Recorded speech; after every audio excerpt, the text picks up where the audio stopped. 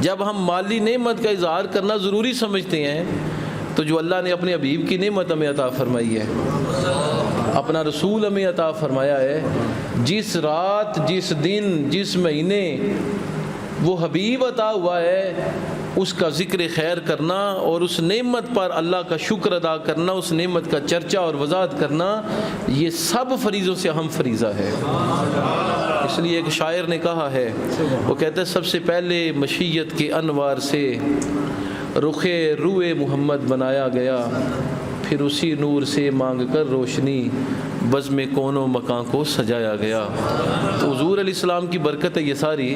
تو حضور علیہ السلام کا ذکر خیر ہی بندہ نہ کرے، اور پھر اس مہینے میں کہ جس مہینے میں رب تعالیٰ نے اپنے حبیب کو بھیجا ہے، تو ہم اپنا فرض سمجھتے ہیں، دینی فرض سمجھتے ہیں کہ حضور کی آمد کے مہینے میں ہم حضور کا ذکر خیر کریں، تاکہ اللہ کی کتاب کے اس حکم پر عمل ہو سکے کہ جس میں اللہ فرماتا ہے وَأَمَّا بِنِعْمَةِ رَبِّكَ فَحَدِّثْ، جو اللہ کی طرف سے محبوب آپ کو نعمت ملے اس کا خوب چرچا کیا کریں، اس کی خوب وضاحت کیا کریں، نعمت کا اظہار کیا کریں کہ ہمیں اللہ کی طرف سے یہ نعمت ملی ہے۔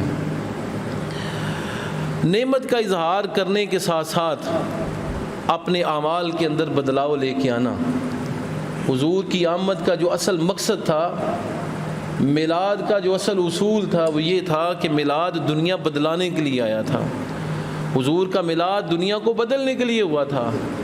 حضور تشریف اس لیے لائے تھے تاکہ انسان کو انسانیت سکھا سکیں، حیوانیت کے درجے سے نکال کے اسے ملائکہ سے بھی اعلیٰ اور افضل بنا سکیں۔ جس بندے نے میلاد منایا اور میلاد کے سبق کو نہیں سمجھ سکا، اس بندے نے بھی کچھ نہیں کمایا، پھر زبانی جمع خرچ کیا ہے۔ اس بندے نے زبانی جمع خرچ سے کام چلایا ہے، خیالی پلاؤ ہی پکایا ہے۔ جس بندے نے میلاد تو منایا لیکن میلاد سے کچھ حاصل نہیں کیا۔ ہمارے بزرگ فرمایا کرتے تھے کہ اگر ایک بندہ ہر میلاد کے دن 12 ربیع الاول کو دین کا ایک پیغام سیکھ کے اس پہ عمل کر لینا، تو اللہ نے اسے 50 برس اگر زندگی دی ہے تو کم از کم 50 چیزوں پر تو عمل کر سکے گا، 50 چیزوں پر تو کم از کم عمل۔ لیکن ہماری عمر 50 سال ہو جاتی ہے، میلاد کے جلوس میں بھی 50 سال شامل ہوئے ہیں، میلاد کی محفلیں بھی سینکڑوں ہزاروں محفلیں بھی سجائی ہوتی ہیں، شرکت کی ہوتی ہے ہزاروں محفلوں میں، لیکن بدلاؤ طبیعت کے اندر کو نہیں آتا۔ انسان کی شخصیت ویسی کی ویسی رہتی ہے، حقوق کی پاسداری کا کوئی خیال نہیں آتا۔ اور پھر سب سے بڑی بات جو انسان کی رکاوٹ بنتی ہے نا، وہ یہ لوگ کیا کہیں گے، یعنی میں سدھر گیا تو لوگ کیا کہیں گے، میرے اندر تبدیلی آ گئی تو لوگ کیا کہیں گے۔ یہ سب سے بڑا بت ہے، اسے پاش کر ڈالیں، لوگوں کی پرواہ نہ کریں۔ لوگ کہتے ہیں 100 چوہے کھا کے بلی گھر کو چلی، حج کو چلی، کہنے دے لوگوں کو، کیا پرواہ ہے اس کی۔ یہ اصل چیز ہے جو انسان کو بدلنے سے روکتی ہے، شیطانی ہتھکنڈ ہے۔ بھائی تم بدل گئے تو لوگ تیری مثالیں دیں گے، ساری زندگی برائی کرتا رہا، اب آخر پہ آگے سنور گیا ہے۔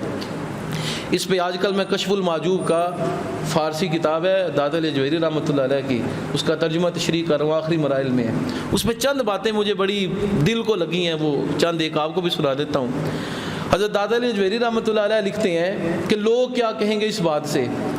آپ فرماتے ہیں کہ دین کے رستے میں تکلیف برداشت کرنا اور لوگوں کے تانے برداشت کرنا، یہ انسان کی روحانی منزلوں کو بلند کرتا ہے۔ انسان کی اللہ نے جو روحانی منزلیں رکھی ہیں نا، ان پہ ترقی آتی ہے اس وجہ سے۔